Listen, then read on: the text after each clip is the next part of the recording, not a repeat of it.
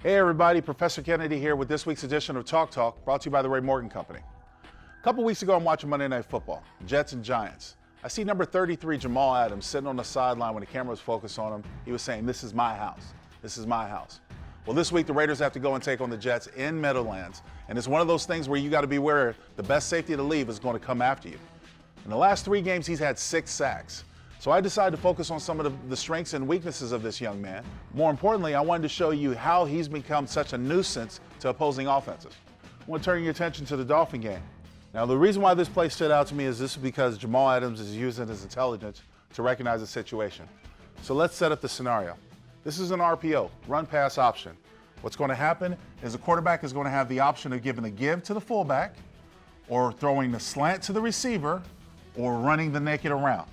RPO option. In this instance, Fitzpatrick is going to wait for the receiver to win.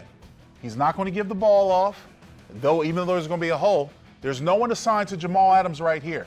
He is what we call a green dog, which means if his man blocks, who's the tight end, he gets to rush the quarterback.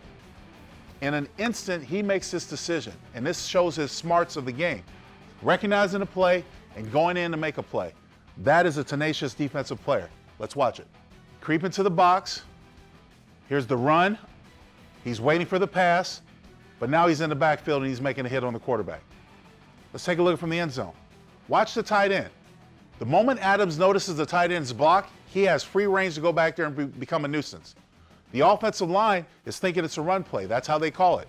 But because he's trying to hold it down for the slant and the receiver's not winning on the outside, it turns up into a sack for Adams. In this instance, this is going to be an obvious passing situation for the Giants. And it's going to be man-on-man versus the back. Comes in, blitzes, back is there to pick him up. Let's take a look at this play. Here comes 33 now. Another version of the green dog, and he just decides to run over Saquon Barkley, steal the ball, and have the wherewithal to run in for a touchdown. The defensive score. Take a look at the end zone. He knows he's got Saquon, but since Saquon's blocking, okay, I'm just going to decide to run through you. Jalen Richard, DeAndre Washington, Josh Jacobs. Be aware, he's got some strength to him. He's regarded as the best safety in the league, and that's a play why. So here's an official calls to arms. Tight ends, running backs, even offensive line.